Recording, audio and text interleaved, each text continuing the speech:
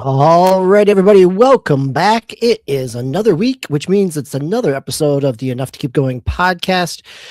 This week, this is the week of August, not April. It's one of those months with an A in it, right? August 16th. We are rounding the corner, closing out summer, which is probably why I've been on the road most of today. But this is episode 445 for the week of August 16th. I am your host, DBQ Hams, to take a deep breath because we've got plenty to talk about, even as we kind of find ourselves in a midway spot. Lots of the summer releases have kind of closed out, and we haven't quite turned the corner for fall releases yet. This coming week is going to be a little light in terms of major releases, but as soon as we hit the end of August, we get things like Star Wars Zero Company, and then in September, it is a nonstop slurry of game releases. And here tonight to talk about the news of the week, what we've been playing, is your favorite and mine, Game Logic. Game Logic, how are you tonight? Good, DBQ. How are you? Quick on the mic. I was in the middle of adjusting something, so I had to switch modes. Always running our wheels of steel, keeping us moving forward. So yes, this is the last. This is the week when Madden releases. This is usually the episode when I come in and talk about Madden and all of its jank and before it's had its day one patches and all of its other pieces. I have had a chance to play a little bit of Madden, but I'm not going to talk too much about it tonight because there are still plenty of things that need an update in its patch. There's some nice things that it's doing in terms of the on-the-field game. Feels pretty good.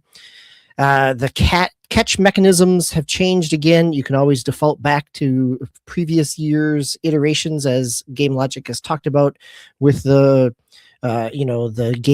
catch meter and things like that. Always, as Game Logic has learned, it's always important to be able to watch the right player that has the meter over it in order to make the catch, rather than watching your quarterback as you throw it. But there are still some things broken in its franchise logic, and so I'm going to wait a little bit to talk about a little bit more of Madden. But as we do every week here, we talk about some big games or some new releases, and then dive into the news review of the week, things that crossed our desk that give us pause and make us think, and then any other games that round out our playlist for the week. So I'm going to jump right in, because a game that, while I've been on the road, I've had my Switch 2 with me, and I've had a chance to spend lots of time with Duskfade. So Duskfade is a 3D action platformer. I played the demo of it back during Steam Next Fest. It was in the Summer Games showcase. I'm trying to remember where it popped up there. Maybe the Future Game Show. But Duskfade is by a relatively indie studio, good sized team. Weird Beluga is the name of their studio. And Duskfade is Weird Beluga is based out of Spain. It bills itself as kind of a love letter to 3D action platforming, and it very much feels like late PlayStation 2, PlayStation 3 era in terms of kind of that Jak and Daxter type of movement. You have a double jump. You also have kind of a roll, which you can do in the air for extra distance. And so it's a lot of traversal. It's a lot of collecting lots of different trinkets. You have a map system. You have a hub world where you're going out. The basic principle here is you are a young boy, teenager or so probably, and your grandfather was the timekeeper, and so you are in this world where the timekeeper has died, and it was you and your sister held up in the time tower or whatever. Story's a little light and a little in the tropiness, but your sister causes some type of explosion, and the time tower breaks, and you are trying to get to your sister in the time tower. The tower has 5 chains attached to it, which you must break. And so kind of the intro as the credits hit, you kind of you've broken the first one to kind of segue and tell you what you need to do. And so you're making your way. There are four, you have a hub station, a hub town, and then you have four worlds that you are going into, and each of those worlds has multiple levels. So while I'm still only in the first world, I'm probably 4 levels deep within that. And so you've got some fast travel options that you can unlock. There's not a map, there's not a mini map. And so it's a lot of kind of exploration, getting a sense of the environment and figuring out where you are. There's been some times when I've got myself turned around, found what I thought was a dead end, but I could make a jump to get to another spot. There are some spots that are just simply dead ends, but have a collectible chest at the end of them, or have some other things there for you, or a fast travel station. And so you are rewarded by kind of exploring the map. You're moving around through this, and the environments are in true 3D platformer action. They are, you're going to get a lava world, you've got a forest, you've got some frozen worlds, but then because of the time aspect, you have a lot of kind of very kind of I don't know, you're jumping through cogs and you're jumping across platforms that have sprouted up and making your way over to things. It is kind of Euclidean, that's not the right word, but the geography, right? Like that idea of things not always connecting together because you've broken time in spaces. And so one of the collectibles that you can get are little shadows that have some narrative around them, right? This is walking in the division and finding your echo and hearing a story of somebody that before something happened. And so you're piecing together some of that narrative that you're not necessarily getting through some of the NPCs. In the center hub town, you're rescuing some NPCs that are located around in the different worlds that can come back and can give you some power-ups and some different abilities. You've got multiple things to collect. You've got kind of time gears and crystals, and those you can use for upgrades. You have a little character, a little cuckoo bird along with you that one of your first upgrades is that bird can attack. It doesn't sit on your back like a Banjo-Kazooie or ukulele. It's not giving you any extra jump. It kind of floats along with you. And then your main attack is this keyblade. I won't call it a keyblade, but it is basically, it has kind of it is a sword. It's much more practical than a keyblade, but it has that same kind of design to it in terms of this overextended large weapon that fits very much in this exaggerated PlayStation 2 type of design elements. The 3D animation is great. The cutscenes for a relatively small indie team, cutscenes look beautiful. There's a lot of like cutscenes almost have this kind of Pixar Imagination Studio look to them, very much in the Kenna Bridge of Spirits vein in terms of the design, the 3D animation. So, and that's a high praise, right? Kenna Bridge of Spirits, excellent in terms of its pre-rendered cutscenes. It was done by an animation studio. And so Weird Beluga to kind of hit a similar bar is a great kind of great checkbox for them to hit. It is still kind of a 3D platformer from that PlayStation 2, PlayStation 3 era, which means, yes, there's a lock on, but there are still plenty of times when you get to a fighting zone where enemies pop up and you can't advance until you defeat all those enemies, that keeping track of where they're coming from, there are times where you will get hit from something behind you off screen that you may not actually know where it is because the enemies they're not super difficult, but their AI is pretty good that they're moving around. They're not just in the same spot where you saw them last. So dodging around, you do have a a dodge roll that can move you through. You've got it's not quite a parry with your blade, but you can basically hit back projectiles that are thrown at you, and which works, but you can't always see the right angle on those projectiles. So a lot of times the combat ends up being pretty button mashy, which isn't necessarily bad. It just feels kind of limited. They do give you some additional, additional movement and combat abilities, but you don't always have the space and the time to use them. I've gotten to one or two bosses at this point. I've died a couple times on the boss trying to get the right pattern. So it's not a complete pushover, but it is incredibly forgiving in terms of there are a lot of health stars, kind of a health refresh that are littered around basically almost every time you pass. I'm playing on the normal difficulty, so there's a casual, like the easiest difficulty, like story mode. There's a casual, kind of family friendly. Then there's a normal, and then there's an advanced difficulty. And so I'm playing at the normal difficulty level. But even in that setting, most of the time, once you get through a combat room, you can find a health restore shortly outside, or right before the combat room. You'll see one, and you can only carry one kind of health potion, health restore with you at a time. At least right now, I would assume that there's something that can be, upgraded so that you can carry more than one.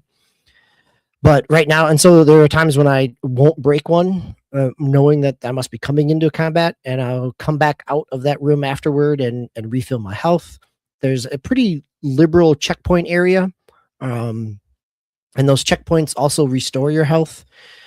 With 3D platforming, when you fall, it takes off just a sliver of damage, so maybe like a tenth of your damage. It's not overly punishing where every fall is a quarter of damage of something like that. And so it's not super punishing when you are trying to figure out, can I make this jump? If I can't, is this the right space? And so there are also, while there's not like a glowing path or a marker on your map, there are some bells littered, kind of a, almost like a well, but like a bell, that if you hit with your weapon, the camera will position itself to direct you in the direction that your objective is. And so that camera positions you in the direction, but sometimes even when it positions you in that direction, there are other spaces off to the left or right that have additional collectibles or additional power-up aspects. And so even though you may have a sense of where you're going within the, kind of, linear path, the objective, that you still are rewarded for that exploration, that you're not, there are definitely times when you can't make a jump. There are some things that, some darker, gold-like crystals that your sword can't break, and you get a message early on in the game like, this is not something you can destroy yet. Maybe if you have something heavier. And so with an upgrade system, you'll be able to go in and break some of those. And so I'm seeing those as I go through the worlds and the levels. And so I think that there's, for a completionist type of run, there's a reason to go back into some of those worlds as well. And so it's really enjoyable. I mean, it is not super complex. It is a great kind of relax at the end of the night, but I also find myself playing way more than like I can go to the next checkpoint, or, oh, well, what's right around this corner? And so I keep getting incentivized to keep exploring.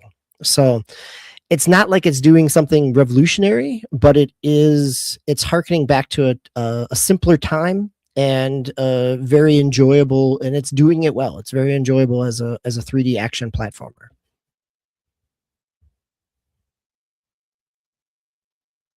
Ooh, So GBQ, you say it goes back to a simpler time, but as I'm looking at the gameplay, I mean, you have a double jump and then a spiral to extend it even further. You have a grapple, and then you have what I mean. So that's the first 13 minutes of gameplay. So it seems like there's actually a significant amount of complexity there. There's a lot there in terms of your grapple. You get and that's one of the upgrades that you can get. And so and that upgrade happens in a story beat. Like, it's not like you need to make sure you collect enough to be able to get over to something. That a character that you meet kind of on the critical path gives you this grapple, which you need to be able to advance in. But yes, the way you chain those together is not necessarily simple. That there are some of those platforming sequences swinging around the kind of time stream aspects where you need to grapple and it'll fly you, and then you need to do a double jump, and in order to get to that next spot you need to do your air dash to get there. And so you are stringing together multiple aspects. I think the platforming is the most satisfying part. The combat is probably the simpler time aspect. The combat, the platforming is definitely like, if you've enjoyed things, and not just 3D action platformers, but if you enjoy kind of a 3D Mario platform where like, okay, well, I've got to do this jump, and if I throw in Mario Odyssey, right, you do the jump, and I throw the hat, but I can bounce off the hat to get to the next spot, and if I dive, I can make it a little bit further. And so it rewards you by stringing some of those things together. Some of the kind of out of the way places for the collectibles that I was talking about, you need to be able to string together those multiple kind of combo aspects in your platforming in order to reach them. So, and that's just within the first world. So there are, the upgrade trees.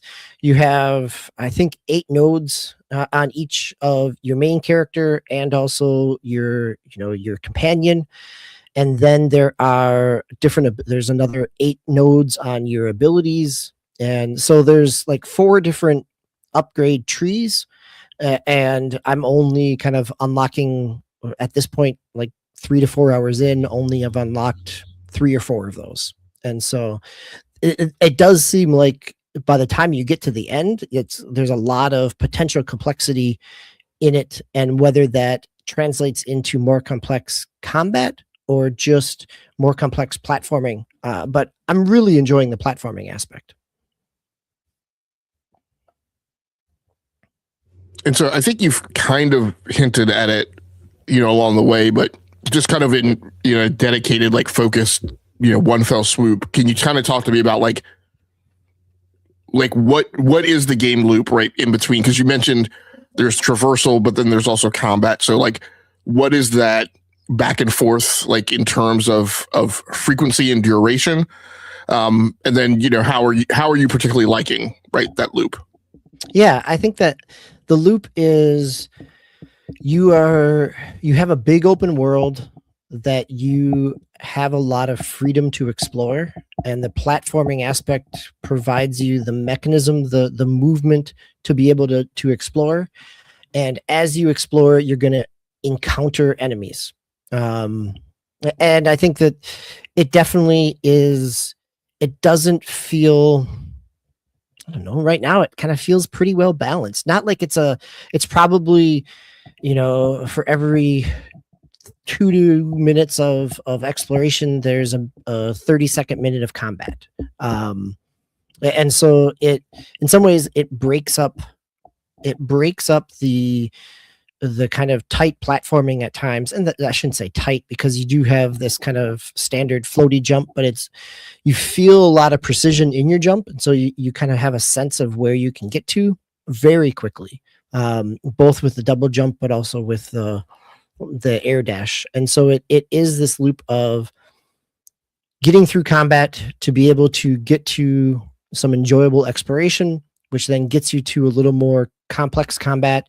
And each kind of combat layer starts adding in some additional enemy types. And so there'll be times, 3 hours in now, where I'm juggling 4 different enemy types in a combat room. And so that additional, the straightforward hack and slash with the simple enemies is fine, but then I'm getting enemies throwing things at me. I'm getting enemies that have area effects. I'm getting an enemy that shoots flame out of it. And so all of those things are happening at the same time. And so it does, the combat piece is it isn't white knuckle, but I'm definitely kind of locked into that combat. And very rarely am I getting out of a combat without without incurring some type of damage. And so even when I'm dashing and dodging, I'm still, and part of the damage I'm taking is because I can't always see where a projectile is coming from, and there's not like you're not getting like a homing message that something's coming off your back screen, right? Sometimes you'll just get hit. But it is never, I don't know, it doesn't feel super punishing, and it doesn't feel cheap. Like it feels like at least you have a sense of where all those enemies, or like how many enemies you're facing. You may not always know where they are, but really what I've enjoyed the most is this kind of 3D platforming exploration. And so I think if you've enjoyed 3D platformers, or you know, things like Jack and Daxter, and you know, I would, you know, I don't, it's not as tight as a Morio, right? But it's in that same vein. It has online, it's gotten a lot of comparisons to Kingdom Hearts, but I think it is not, I don't think the combat is, it doesn't give you, like Kingdom Hearts, you have magic attacks and other types of things. And, you know, it also, Kingdom Hearts is a very floaty jump. And so the platforming is much better, in my opinion, than a Kingdom Hearts. It does feel more like I'm playing Jack and Daxter, or Sly Cooper, or some of those, you know, the kind of PlayStation 2 Sony triumvirate of Insomnia, Naughty Dog, and who's my last one? Sucker Punch, right? So Jack and Daxter,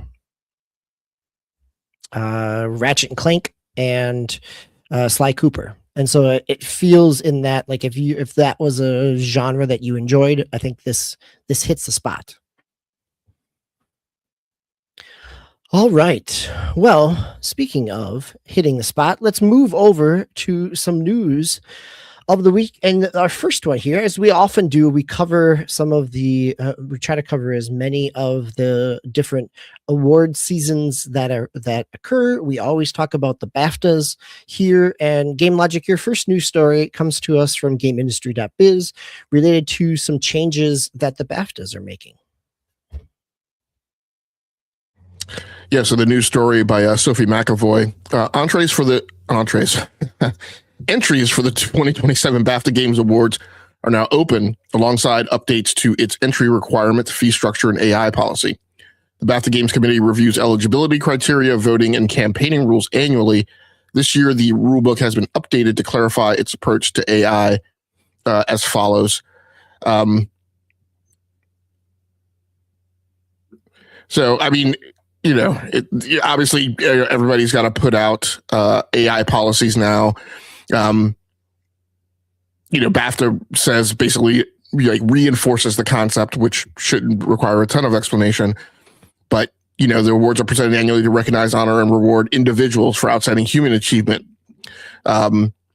So that makes things interesting, because we have this game, is it 1666? That has been getting some blowback for using generative AI. And then, you know, I think they made a comment about, like, they cleaned some things up, but they didn't back off the idea that they will be using generative AI in the game. And I don't know if I've mentioned it on this show, but I've talked about it in a few other places. But, you know, talking to some, you know, people at work, and, you know, researching some things on the internet, I've also discovered recently in the last few weeks that, you know, this AI phobia that kind of persists in America and mostly Western cultures, and not calling it that because it's inappropriate. There are edges of it that are inappropriate, but, you know, there's reason for concern. It's interesting that I've discovered that is very much an American / Western culture kind of thing. The Asian cultures, and a lot of the further Eastern European cultures, like, this does not bother them. Like, it seems to them like a natural progression of technology. And maybe that's because those cultures maybe haven't had like the history of like the Terminator and like all of these things that have kind of boogeymaned, right? The notion and the concept of AI and HAL. And I mean, of course, those movies have gone there, dubbed with subtitles. But it's possible that maybe, they have not made as big a deal of it. Right. The same cultural impact as, the Terminators and Matrixes and things like that. Right. They've made some changes to entry fees, removal of the early entry month of release discount, and some other things. I don't think those are like a huge deal to most gamers. Evolving game category will now be open to member-wide vote in all rounds. Nominations and the winner will be determined by BAFTA's membership, which includes over 1,700 games professionals and industry juries. Eligibility window, and this is a big major topic. I covered this recently on an episode of the Games Memo and posted an isolated section from that solo podcast where I talk about whether or not Jeff Keighley will move the eligibility cutoff date for the TGAs for the purposes of Grand Theft Auto 6, and then whether or not he should.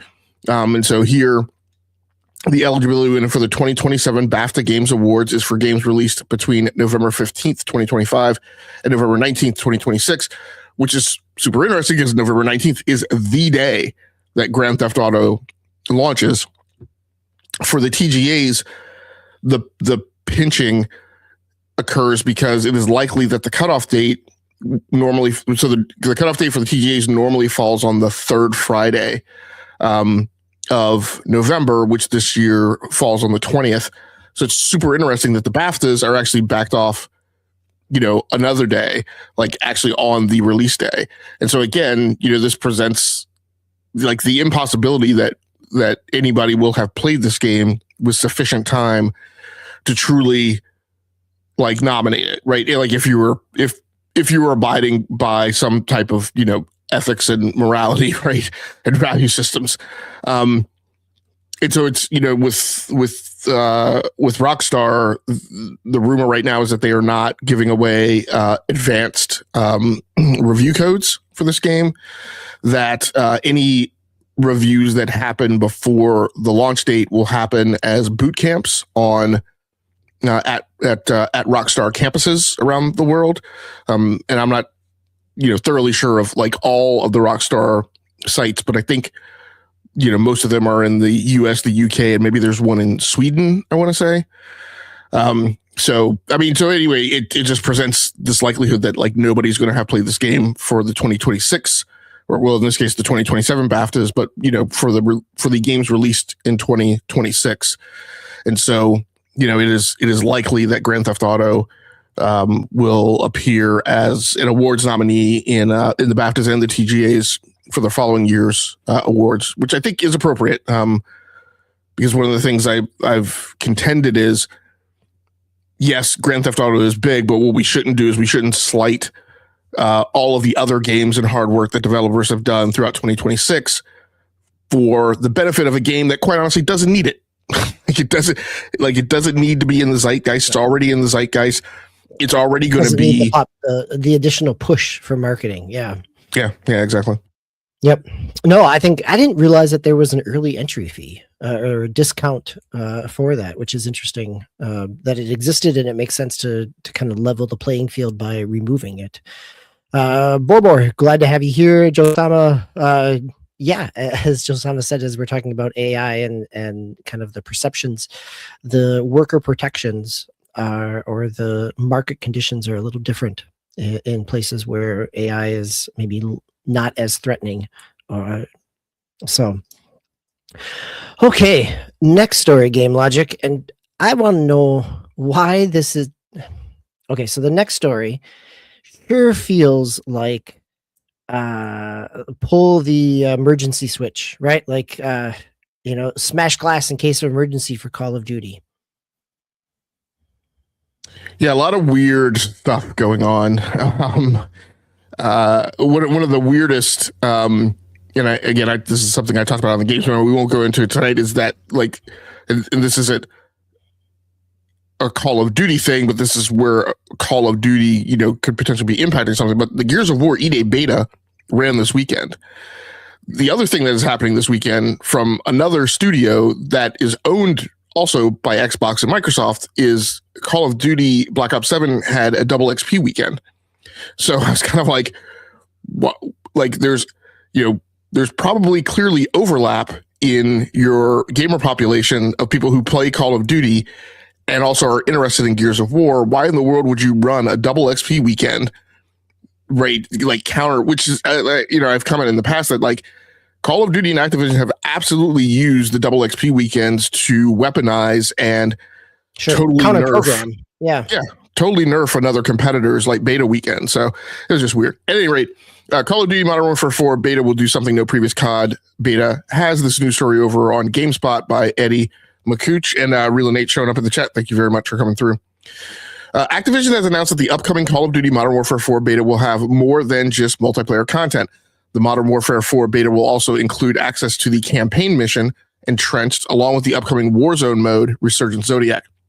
Activision will show off some of this content during the Call of Duty Next event on August 21st. That is this week. Is that right? That is correct. Yep. Is that Thursday or Friday? Let me double check, but I think it's Thursday. It's Friday. I think it's Friday. Yeah. Yep. As announced, the early access beta kicks off right away then that Friday as well. Okay.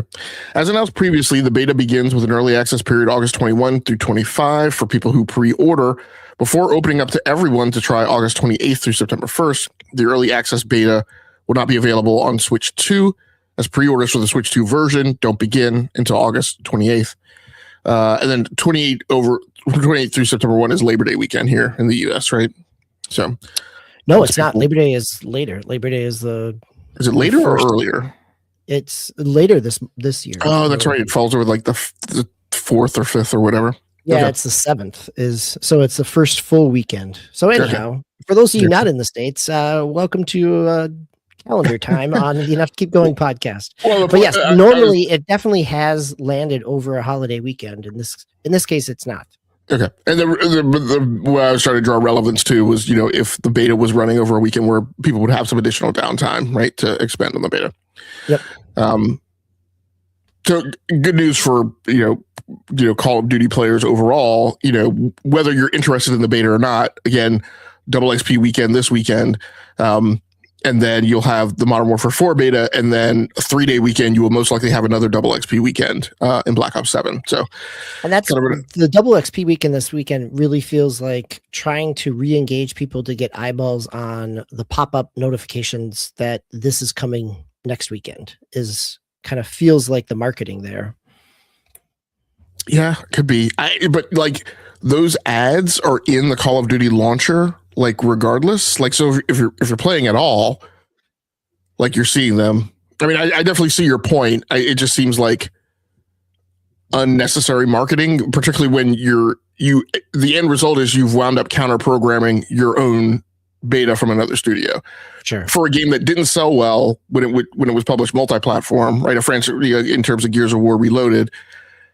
And now you've kept it exclusive, so it's only going to be for console on the lowest rate population user install base. I don't know. It's just weird. Anyway, we're still burying the story here. So we've got the beta weekend coming up. Beta weekends usually are just multiplayer maps. True. Yeah. So the interesting thing is that this will include a campaign mission. And I want to say it says that this is the first time it's ever done it. Was that that mission for Modern Warfare 2 where you go through, I guess that wasn't a beta. For some reason in my mind, I think that people had a chance to play it beforehand, but they didn't. It was just a huge zeitgeist mission because of the controversy of basically, having to choose to shoot people in the airport. The no Russian mission. Yeah. So early access here will not be available on. Okay, sorry, I read that. So I don't know. I'm not personally. Well, let me say this. First of all, does it impact me? Because one, I don't play betas, and two, I don't play the single player campaign anymore in Call of Duty. So I wouldn't play this even if I did play the beta. From a franchise perspective, I feel like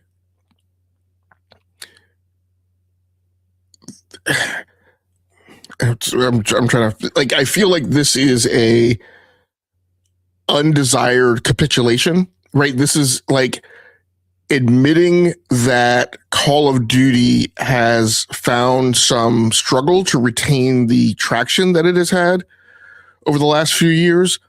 And therefore there's this need to, tease people or entice people by putting this additional morsel of the single player campaign in it. And I guess the problem I'm having with it is to me, it feels like sacrilege. Like it feels like heretical, like that, the single player campaign has historically been this thing that you have FOMO over for the people who are interested in playing the single player campaign, because you see bits and pieces of it, but you don't actually get a chance to play test it.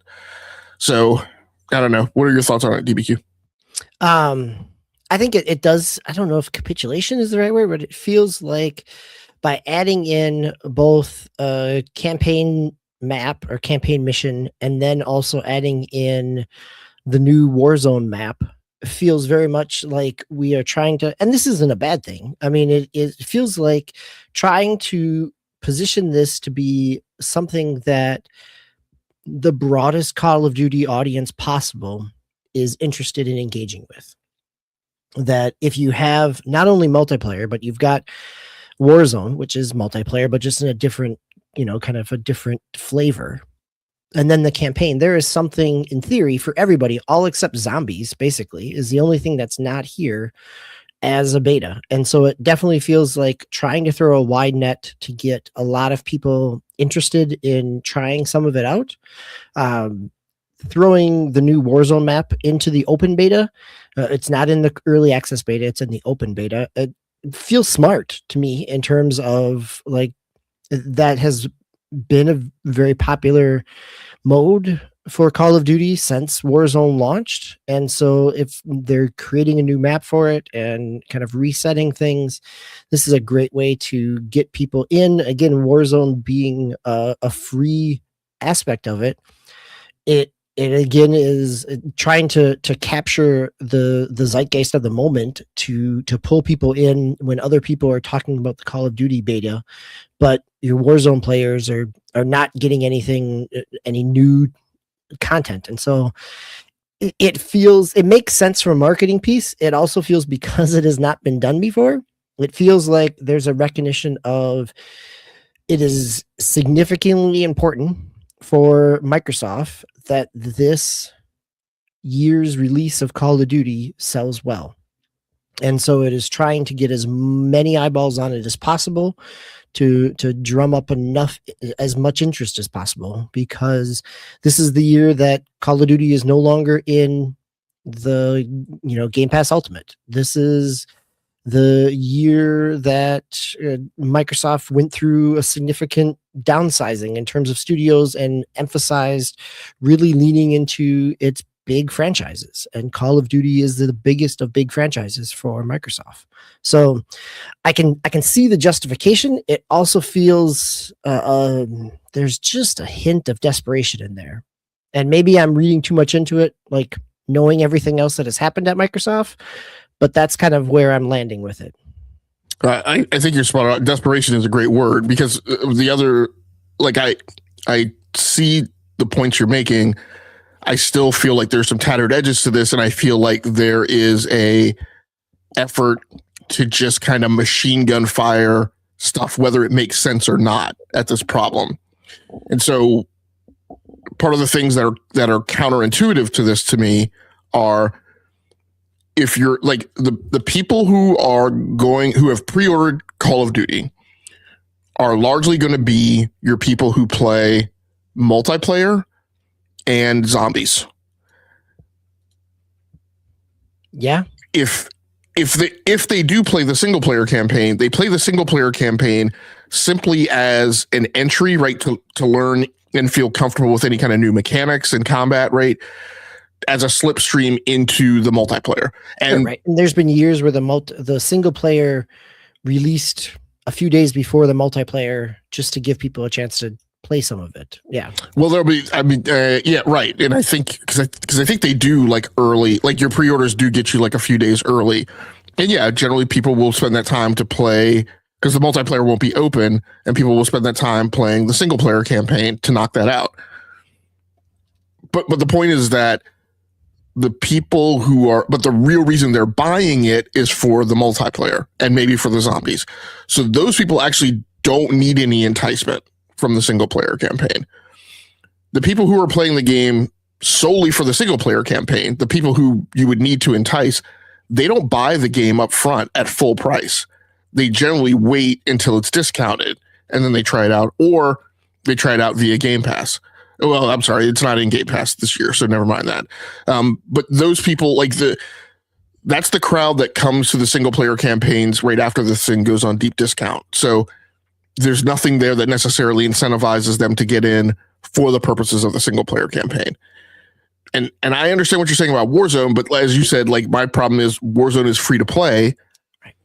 You don't increase sales, right, by getting people to play Warzone. I think what I believe about most Warzone players is they play Warzone all the time. When they do toe dip in any mode, they will tend to toe dip into multiplayer.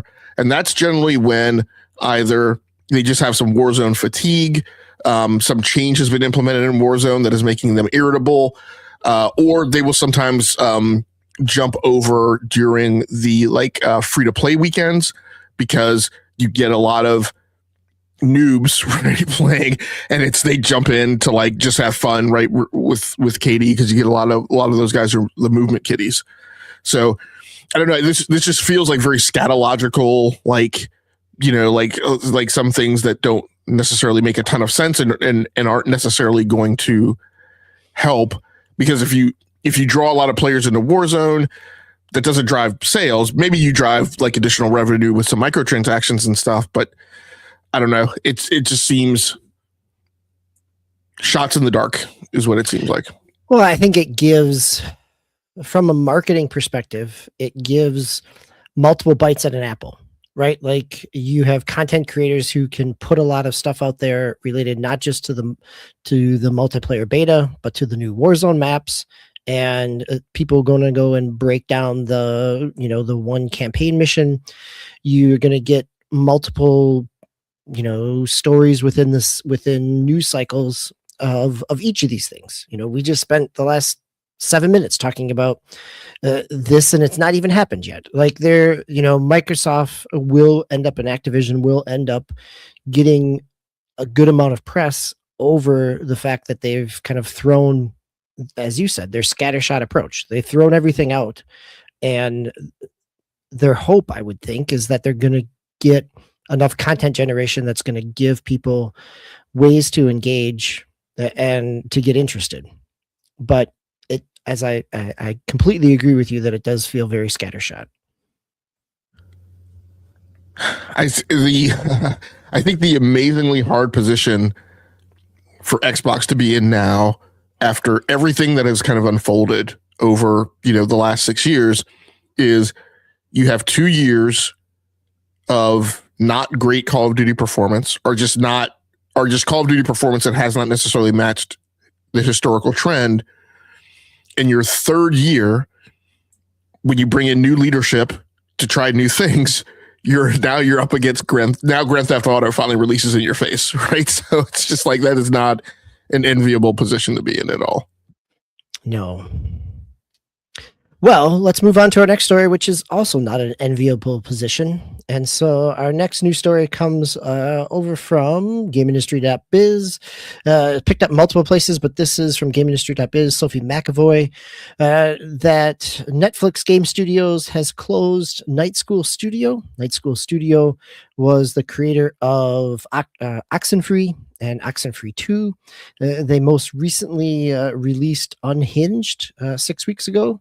It was tied in with, I think, the Black Mirror series within Netflix, but it was definitely tied in within a Netflix series. And so it is, it's been a few weeks since we've talked about a game studio closure. So here comes Netflix and their on again off again investment in games, and Netflix statement around this is from let's see here, from their spokesperson said, games continue to be an opportunity for us to expand the variety of entertainment. We've built a solid foundation in our 4 key areas. And so their 4 key areas are mainstream games, narrative games, party games, and kid games. And to me, Oxenfree and what Night School does has always been very narrative heavy. But Netflix games it has been moving more into the party game aspect. It's been I don't know that they've really had a mainstream breakthrough game in terms of any type of triple or double A. A lot of their newer stuff has been, even their FIFA game is phone control and things that end up being party games, family games. The Lego party game was on Netflix. So it again, I can see where it doesn't fit its recent releases, but if they're talking about narrative games, that has been Oxenfree's piece. But also, I remember when Oxenfree or the Night Dive, or not Night Dive, those are the remaster people, that Night School, when they were purchased, it was a lot of question of how stable Netflix games has been, because their investments in gaming has been kind of on again, off again.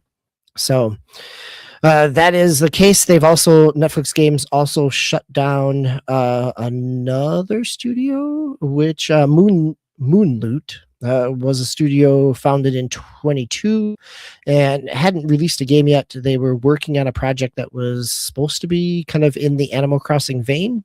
And so I think that this is, again, in 22, there was plenty of money to go around in terms of investment money, as we've seen with lots of other closures and tightening up of the lending markets. Investments in gaming have really dried up in a number of ways, and here are 2 other aspects where Netflix has done such. Any thoughts here, or should we go on to the next one? I mean,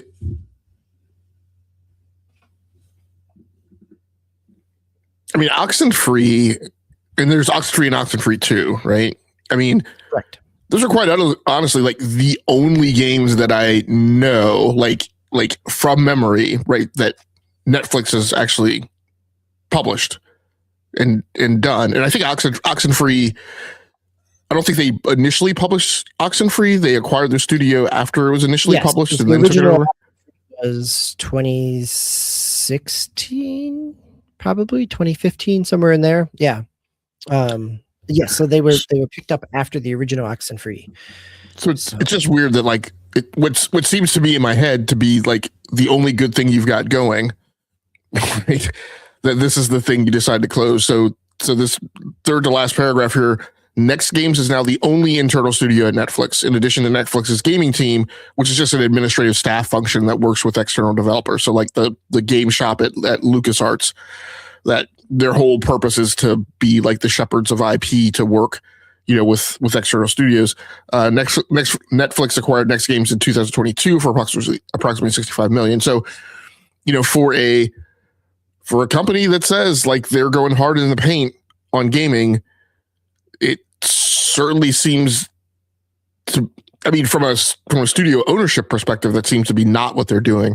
But they certainly have a lot of other irons in the fire. Like while I marginalize the gaming team, right, with my comment, the fact is that is the team, right, that administrative function that works with external developers to either bring their games into Netflix, and structures the whole advertising and where it is on the tier in your app when you log in and what it looks like on the, like all that stuff. That seems to be the place where stuff is actually happening.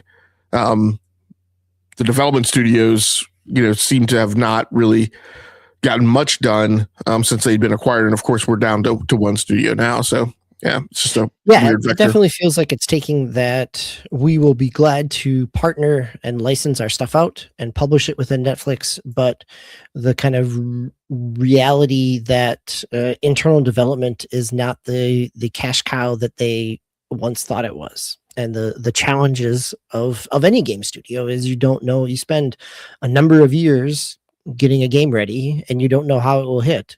And from a company perspective, it's a lot safer of an investment to just license that out and be a publisher rather than a developer.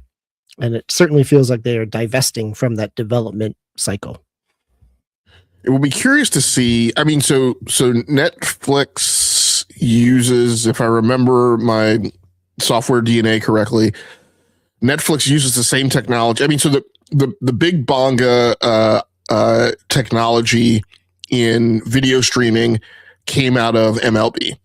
That is kind of like the bee's knees and the sweet tooth that lots of video streaming services have gone to them to bait, because MLB was really the first one to really nail it.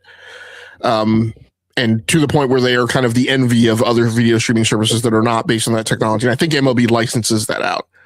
I believe Netflix uses that, I think, or at least a lot of their engineers came out of MLB, I think was the other thing that happened. I think Netflix poached a lot of them. It'll be interesting. My point, where I'm going with this, my point is that Strauss-Zelnick recently made some comments alluding to the eventual rise of cloud gaming, of cloud streaming, and then obviously has partnered with Netflix to do this 6-hour early access thing for the next look at GTA. Mm-hmm. We see Netflix divesting of its own internal studios and seeming to put a lot more effort into partnering with other people's games. I wonder if what they're coiling up here for is to make a big press into cloud gaming, and to the point where they actually become like the next major challenger. I mean, Xbox is now the last person standing of anybody who is really into cloud gaming. I mean, GeForce Now is there also, but GeForce is a different model. You obviously have to buy the game and have access to it. So it's a slightly different model that doesn't run as a standalone. Xbox is rumored to kind of be coiling up to eventually break Xbox cloud gaming away from Game Pass and run it as its own discrete service. I wonder if Netflix is kind of positioning itself to be a challenger to that. So it'll kind of be interesting to see how this unfolds. Yeah, that'll be interesting to see. I mean, my snarky response is it works so well for Amazon, right? Like with Luna. But again, I mean, I think one of the things that quietly happened over the summer is that Luna folded into Amazon Games, folded into Amazon Prime. And so if you're in the Amazon Prime video streaming app, you now have, very similar to what Netflix has, is you have your games integrated into that app rather than being a separate launcher. I don't know that it's moved the needle at all for Amazon, but I think that idea of people coming to Netflix as a hub, it makes a whole lot of sense. And if you're going to stream video, it certainly is not a far jump to be able to say you're going to stream games as well. And then it really is a question of what type of games will support that and stream in a meaningful, kind of low latency type of fashion. Yeah, and I think there's differences in the positioning, right, to consider. It seems like whoever is trying to do something with cloud gaming, it makes a very big difference as to how much of a focus it is for them. Amazon's cloud gaming efforts in Luna was very much some type of weird garage band project, right, running internally at Amazon. You have a video streaming. Yeah, sorry. I was just using my Amazon Fire phone. I don't know, Amazon has never abandoned tech along the way. What are you talking about? Yeah, exactly. And I mean, you have a user base that it would be interesting to find, in my head, the way I've constructed it is that you have so many who are subscribers to Prime Video because they are already subscribers to Amazon Prime, right, for shipping. I wonder what the demographic breakdown is of people who are in Amazon Prime because they came to it for the video streaming service. So regardless, right? But you have people in the Prime Video streaming service who are there for other reasons, right? For all the other stuff that they get out of Prime. Whereas Netflix, from a video streaming perspective, maybe from a cloud entertainment perspective, maybe that's a new kind of label and category we need to be talking about, because I can also see in the rise of future technology that we're eventually going to start seeing companies that maybe do all of the entertainment streaming stuff, right? They do games, music, and video, because that would kind of make sense. And maybe, if you want to argue, that is kind of the Apple services model, right? With the Apple One subscription. So, so Google tried to do video game streaming. I never had the feeling that Google was really taking it seriously. Amazon tried to do video game streaming. I never really had the feeling that Amazon was really taking it seriously. Netflix, in my mind, is kind of a little bit more like the Nintendo of the streaming entertainment space. Like, that is all they do. And so it's very super important to them. And so despite the fact that they're closing these studios, I do feel like the volume of sound that we're hearing, of noise that we're hearing from Netflix, is that they are taking gaming very seriously, and they're trying to figure that formula out. So I don't know, maybe they will kind of stick to it. And even Xbox, I mean, what I will quite readily admit is, like, Xbox would have never gotten off its butt about Xbox cloud gaming if it weren't for Stadia. Stadia is what pushed Xbox and Microsoft to actually do, because Xbox cloud gaming had been around for years in beta, and it didn't really start doing anything progressing that forward until Google said, hey, we've actually got a service and it's live. Right. Then all of a sudden they became motivated. So started pushing it forward. Yeah. It's a very good point. Yeah. All right. Well, let's move on to our next news story here. This one comes from Games Radar around kind of the challenges small studios find themselves, or any studio finds themselves, with reseller keys. And so this article by Anthony McGlynn, Tiny Build is a publisher. It has one of their more recent games, Restory, Chill Electronic Repairs, sold 300 copies in its first week, 300,000 copies in its first week. But they've been revoking keys left and right. It sounds like they just revoked the article here. The CEO of Tiny Build said on Twitter this week, revoked 649 game keys for Restory. So people that are buying them off of resale websites, and as Nate says, right, resellers. And so I think that this is a challenge for small studios and for small publishers like Tiny Build. I think I am someone who looks at things like Loaded, which used to be CD keys, looks at Fanatical, and those are semi legitimate reseller sites, and there's a whole lot more that are not. But I think Greenman Gaming, Games Planet, you have other options out there. But it's interesting to see what that market looks like when you see a new game launch and suddenly it's super discounted. And this article says if it looks too good to be true, chances are it's probably not true. And that's so much the case that when you see resellers in the day one or day two offering up keys, as a consumer, it is tempting to go for the cheapest deal.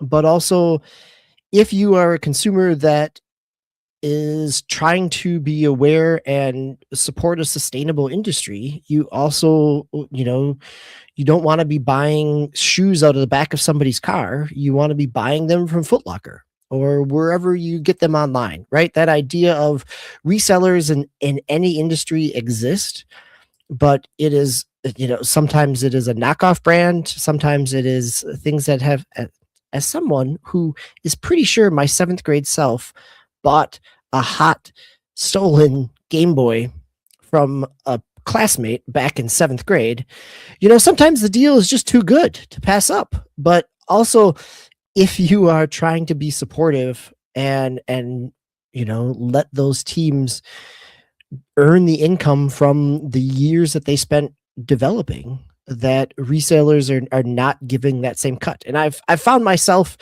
doing the similar thing. Like I oftentimes will go to buy it directly from Steam, because I know at least that's gonna get to the developers, where I may be able to save $3-5 on certain things, but is that who's that money going to, and is the developer going to ever see that?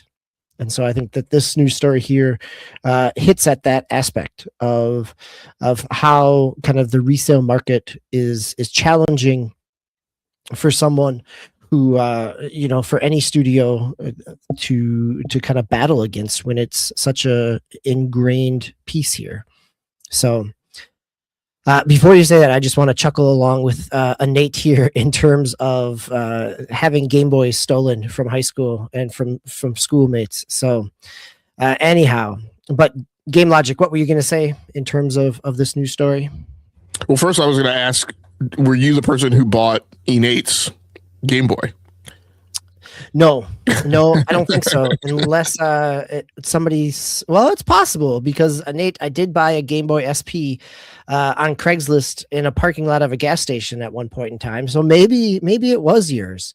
But thanks for the Game Boy Connect cable that you got stolen along with it, that came with mine. So I put this news story in the rundown deliberately, and I appreciate you being willing to take it on and covering it, because I was, as you've been briefing it, I've had to kind of walk back and forth between my whole thing, because I was just about, despite the fact that I told myself I shouldn't say this, I was just about to say that I don't do resellers, but that's actually not true.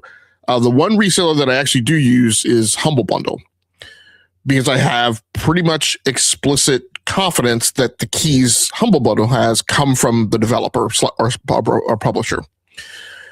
So, and so I'm glad you brought up that, you look at some of these other key reseller sites. I have not done resellers because literally I never understood how it worked until maybe a couple of months ago, to where I actually read how it works. And I know we're saying that Green Man Gaming, right, is the stand up citizen of of these of this group of Corellian smugglers. But it's very interesting that in this Twitter post, the guy doesn't say use Green Man Gaming, they're legit. He says just buy it from Steam. So I don't even know that I have a cogent, I've always had a certain level of mistrust of the resellers. And again, not because I felt deliberately ascribing these guys are all shady, but just because, like I said, I never felt comfortable that I knew how it worked. So it always felt to me like getting your music from Napster, right? Or BitTorrent, right? Just the unawareness of the pathology, the traceability, right, of the chain of custody of the thing has always just made me feel like I'm just going to buy it from Steam, and then I know everything's kind of on the up and up. And so it's always interesting also because in this time of lots of conversation about economics and how expensive stuff is, and what should be what should be the asking price for games and yada yada yada. PC gamers tend to always say, because the console players will tend to say, your PC guys pay $40, $50, $60, $70, right, for new launch games. I should walk that back a little bit. New launch games on PC launch for $60 or $70, but PC gamers don't buy them. They always go to these key resellers, right, to buy the games on discount. And then PC gamers say, well, we don't pay that much because we always go to the key resellers, right, to buy them on discount. It's not just Steam sales. So help me out with what should people think about this whole supply chain? How should they is there really an advantage in being a PC gamer with the discount prices, right? When there's stuff like this that you can come across, what is it? DBQ, help me out. Yeah, I don't know that I have a finite, definitive answer here. Real Nate in the chat talks about Eneba, Eneba. I don't never quite sure how to pronounce that, but I always feel, I've never felt good about that site. I've never bought from it. There are other resellers. Lots of times, it is a Reddit search of like, what's the background on this? Like, it is. If I'm putting my credit card into something, I want to have a layer of trust with it. This is where Fanatical, you know, I feel pretty, feel really relatively confident. And Nate says Fanatical is not a key shop.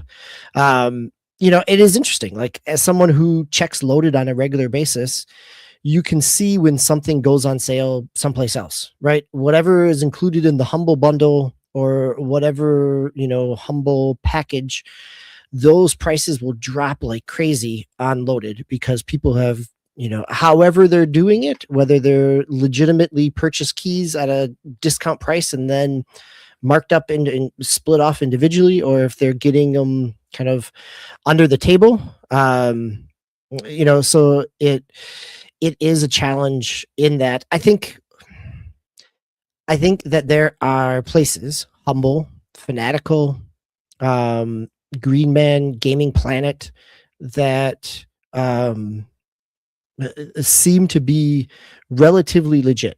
That have, even like Green Man when it started, I wasn't so sure about that, but 10 years on, it feels like it is a much more stable place. As Nate says, don't use key shops because of potential revoked codes, which is related to this story. Yeah, I think the challenge there is not knowing what you're going to get. Same would be like if you're, back in the day, getting a code off of. There have been times on Loaded where I have got a code for Game Pass, and it is simply it is a image that somebody took off the back of a card, right? Like, really makes you wonder, like, this is probably not. But and this is my hypocritical gaming self, is if I am getting a discounted price off of Microsoft or a big name studio like 2K, I don't feel too bad of getting a discounted price there. But I am much more hesitant to do that for a small shop and for a small studio where they may not see those returns. So I think it is, there are places, I think, the Fanatical, Green Man Gaming, Gaming Planet. One of the things that I have followed for probably the last 20 years at this point is Cheap Ass Gamer. And if it's something that gets posted on Cheap Ass Gamer and stays posted on Cheap Ass Gamer, it's pretty safe to know that it is not going to be a key shop. That, the users there have been pretty strong in terms of the self-regulation of shouting down posts from when people have tried to kind of prop up key shops, and in the, what was the forums and now finds its way to the homepage and on X and Blue Sky where they post their deals. Like, that has been my filter, that if I've seen a site, and Wario as well, Wario 64 in terms of discounts, like if I'm seeing them highlight something, I have a pretty good confidence that those sites are legit. And so that's where I've learned of things like Games Planet and Fanatical and Green Man Gaming, is through those places. So there's not a great like resource out there to kind of sift through that. It's kind of being able to sort through some secondary places and get a read on it. So my pushback is, I think there is, because I think you just articulated it, right? This is an art. This is a framework. This is something that like not everybody knows and understands. Like, I look at Green Man Gaming, and so I'm on the site. Phantom Blade Zero on PC is $59.99. Like, why would I buy that? Like, for me personally as a consumer, like, why? Like, I'm not gonna go off the range, right? I'm on my ranch, right? I know where my cattle are fenced in, like, and that's on Steam and Epic Game Store. I'm not gonna go to Green Man Gaming to buy Phantom Blade Zero for $59.99 at no discount, right? And And then, and then overall, and then there are other things. What was I saw something was like, it was like $1.50 off. It was like $17.50, right? And the game is like $19.99, right? The EA, the Lord of the Rings War in the North, like Legacy Edition thing that just dropped. It's discounted to $17.45. I'm like, I'm not gonna expend the effort to like go figure out like all the voodoo to go do that. And then the other thing to me is like Steam, like I am already, and this wasn't the case maybe initially, but like I am inundated, overwhelmed with Steam sales, stuff on my wish list going on sale, be constantly getting, like I literally get notifications every single day that something on Steam is on sale, to the point where I've just become numb to it. Now it's like, generally the only thing that what drives me to Steam to pick up something that's on discount on my wish list is very, very rarely, like there will be like something that's in like the top 10 of my mind, right? That's on sale, like a particular racing game, right? That I've been like hungering for, or like in my Xbox paradigm of like, I'm trying to buy like the Xbox games that I already own on Xbox on Steam so that I can like not be bothered with like the Xbox app. But generally it is, I go to buy a new game, right? That I want because it's just released. And while I'm there, I will sort my wish list to the, either the things at the deepest discount or the cheapest things. And I'll just kind of collect them over time. So that is already like way more like, enough to manage. And I'm not even managing it, right? I've come to these default contingencies. So just like having the additional web of additional shops is a not singular, but is a very distinct supply, procurement, framework, web, art, whatever you want to say, that I think is, there's definitely like different groups, right, who participate in that. Because I don't know the web, right, and I would have to learn it. So it's just a super interesting topic in consumerism. So I'm glad we had a chance to cover it. Yeah, and I think it is one of those where it continues to evolve over time, and things that as it is easier and easier to buy keys from multiple different areas, figuring out what makes them legit. And I think this will be, as we talked about a couple weeks ago, right? As Sony is moving away from from physical discs and into stores, it'd be really interesting to see if it is able to hold on to its kind of, monopolization of its storefront, or if it ends up with some of this aspect as well, in terms of the kind of, the gray areas of the CD key market. So, and I think Really Nate makes a great comment here, because I've seen Innate do this and other gamers do this for new PC gamers coming into the fold, is immediately starting to acclimate this to them to this environment, because I think that's very much one of the key things. I think the thing that I just talked through without understanding, like myself, the root of it, the causality behind it, is that if you come into the fold educated in that web, it becomes a normalized paradigm for you, right, to procure your games that way. If you have already traveled 50 miles down the road, right, you're possibly unlikely to like loop back and take that thing on. Of course, until RAM becomes $1,000 and SSDs become $1,000, then we might all be buying our games from Green Man Gaming. All right. Well, let's go one last news story here as we are ticking into our final segment. Potentially a huge one, but not a whole lot of meat on the bone to talk about necessarily. So this is coming from, I pulled it from Video Games Chronicle. It's picked up lots of different places. This is an article from Andy Robinson, one of the editors at Video Games Chronicle, that 2K unveils quote unquote ambitious new sports studio stuffed with EA Sports FIFA talent. And so Small Axe Studio is the name of the studio. It is developed as a exploratory sports lab project was established back in 2023, but is getting an announcement now. It is developer is based in Vancouver, which is where the EA's FC team has lived and has had many veterans there as well.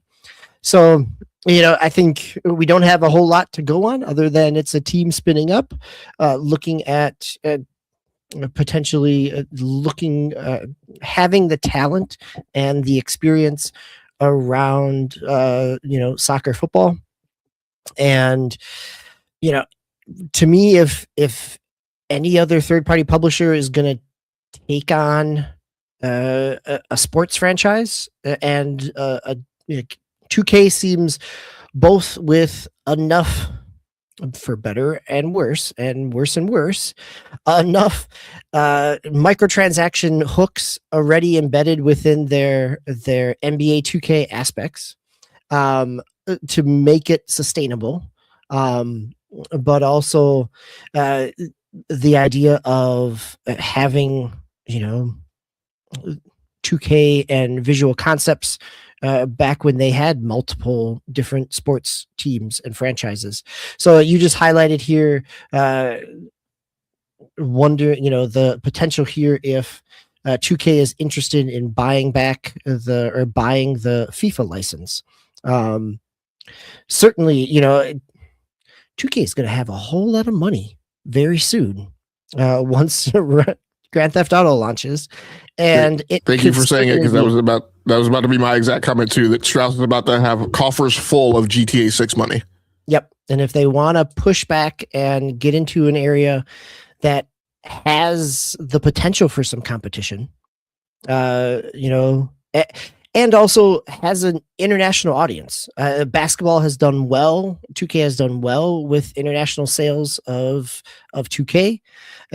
Football Club from EA has always had, and FIFA back in the day has always had strong international sales.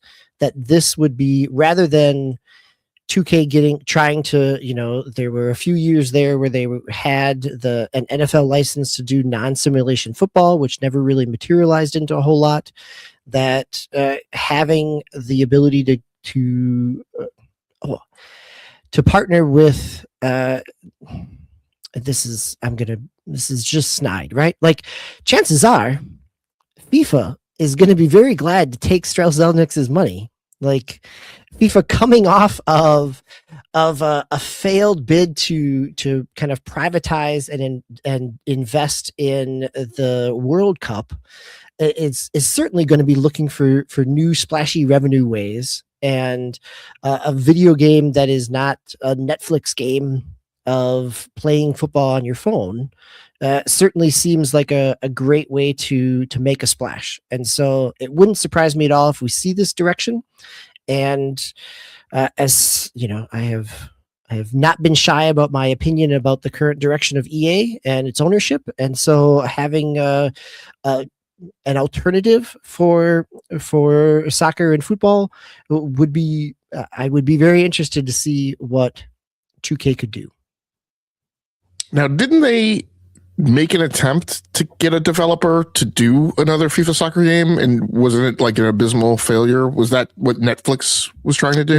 This is the Netflix. I mean, it launched. It happened during the World Cup. Like, they announced that there was going to be a FIFA game, and it turned out to be the FIFA Netflix game, which is very arcadey. You play it with your phone. I mean, it works for Netflix games in terms of not being something overly complex and easy to stream and sit on a couch, very casual, but not in the same type of deep development. And so, yeah, it wouldn't surprise me at all if 2K goes in this direction. I mean, EA is going in the 2K direction this year with Football Club, where they have basically a playground area. You've got, what the traditional 2K, My City, where you build up a character and lots of microtransactions, but you can get into pickup games and things like that. That's coming to the new FIFA or the new Football Club. this year, where you're moving around a city. You've got full matches. You've got a 5-on-5, kind of like what they did with what was that, Volta a few years back. 3-on-3, some other types of kind of play that can happen in their football club city. I don't know, they've branded it something, but it basically takes right after the NBA 2K mold of my player and those aspects. Game Logic, it looks like you're looking something up here as a fact checking, so please fact check away. It'll just be interesting. I mean, so 2K and FIFA had talks before for them to license and take this on, and those talks broke down. So talks between 2K and FIFA to develop a new flagship soccer simulation game fell apart, primarily due to a clash in release timelines and business goals. 2K reportedly pushed for a 10-year licensing deal and needed more time to meet their high internal quality standards, while FIFA wanted a quick turnaround project to capitalize immediately on the World Cup. So the crux of it came down to 2K was unwilling to try and push something out before the World Cup that would not meet its quality standards. Right. Those talks, where you get a fast game from Netflix. Yeah. Those talks occurred in 2024 and 2025, and by December 2025 they had broken down. So and everybody called timeout and walked away.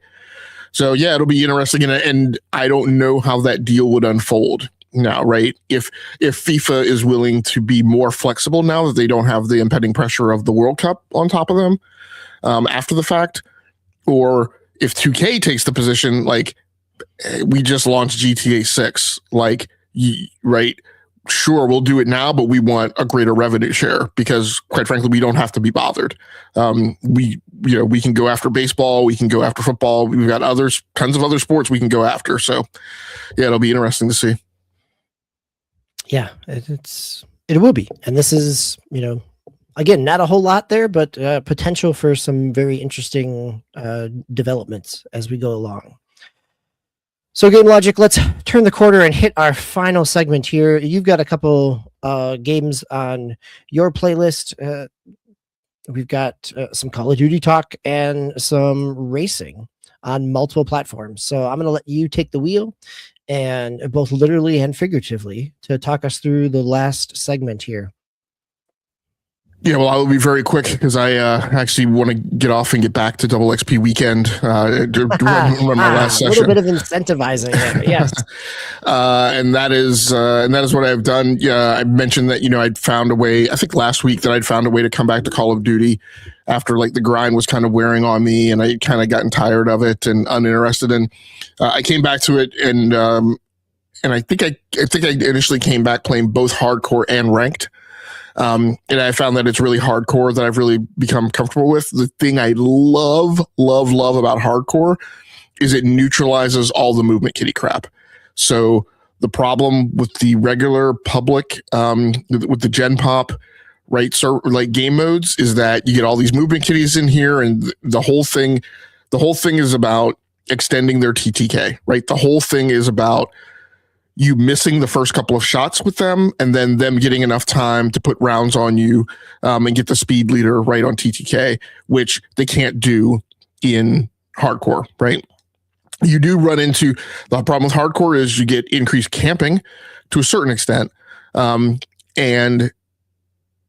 there are probably people like using cheats because there is no kill cam, so you can't check people's replay, right? So that being said, I don't think that problem has been that prevalent. Like you go into hardcore, and I will typically look at the scoreboard afterwards and look for the people with like above a 4 KD. But as I've been kind of squelching down on that paradigm to like evaluate whether people are cheating or not, quite frankly, like it doesn't happen that many, right? The matches still tend to be your upper echelon scores still tend to fall between like a 1.0, 1.0 and like a 2.3, right, KD. So as long as I see stuff like that, like I'm not really worried about anybody cheating. So like I said, that's what I've spent the bulk of my time playing. And I'm having, before you leave off Call of Duty, Nate had a question around your ping and matchmaking, and if you're if kind of you're aware of where that hits. No, because to observe that you have, so what it does at the top, like top center of your screen, it will say, it will say, like, as it's searching for matches, it will say, looking for like 3 millisecond ping, looking for 6 millisecond ping, 7, like, and so you have to be like quick, because as soon as it match makes you, it goes away. So like I said, as they've gone away from SBMM, that really doesn't matter as much anymore, because you're just match made with whoever you're match made with. So I just don't bother paying attention to it. But yeah, that's what I've been playing. I am 18 levels away from hitting Prestige Master, so it was very convenient that it was double XP weekend, because I was able to crunch and grind through. Because I came into the weekend at Prestige 9, just 2 or 3 levels from hitting Prestige 10, and so I popped Prestige 10, Friday night immediately as I started playing double XP weekend, and I've been pushing on this week to try and hit Prestige Master before the next one comes out. And obviously I've been playing that on PC. And then Ride 6 is a new release game that I passed when it initially came out, and then I looped back to finally start playing it. So I've been playing that on the Series X. And this week I also finally kind of because for maybe months, I've been, every time I'm like, okay, yeah, I'd like to play a racing game now, but geez, I don't feel like dragging out my, wheel and pedals and hooking them up and doing calibration and looking up, Brian Component's sites to see, what he recommends for the most optimal settings for this particular wheel for that particular game. But because as I've been kind of moving around in my seat and changing how I play and how I construct my playlist, I did make the time to do that. I am going to play some other stuff, but WRC 10 was a game that I had loaded on my PS5 Pro, so that's what I've been playing. And I've had a good time with it. I've always loved the WRC series. It's a sad thing that what's going on with that license. And I also loaded and started playing Assetto Corsa, which just feels incredible with wheel and pedal control. It feels so tight and it's perfect. Now I loaded Assetto Corsa Competizione as well. I haven't had a chance to get back to play that now, but I want to say if memory serves, I found that wheel and pedal control actually feels better with Assetto Corsa.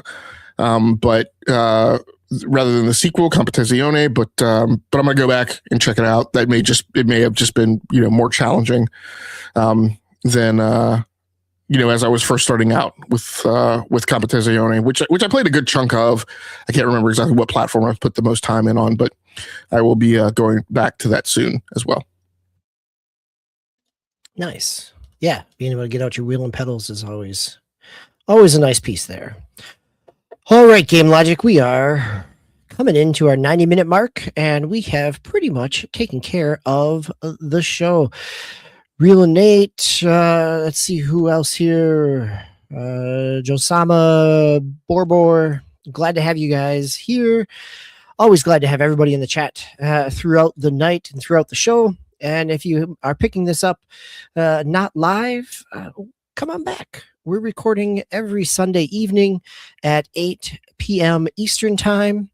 Glad to have you here. Glad to be part of the community. If this is just the first time you're discovering us, welcome in. Feel free to poke us, tell us what we're doing wrong, and please engage as we go through. It's always excellent to have the community here. I appreciate you all for being here week after week. Game Logic, not a whole lot releasing this next week, as we talked about. Not any big significant releases that I could see on the calendar, and maybe I'm missing a few things, as we always end up finding something. But I'm sure we will have more to talk about, as we do every week, next Sunday. We'll be back next Sunday on the Sunday, the 23rd.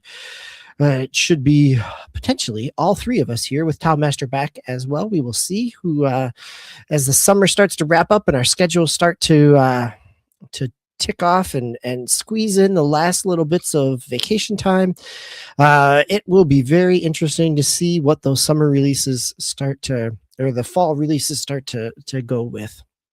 So this has been episode 445 for the week of August 16th. I've been your host, DBQ Hams.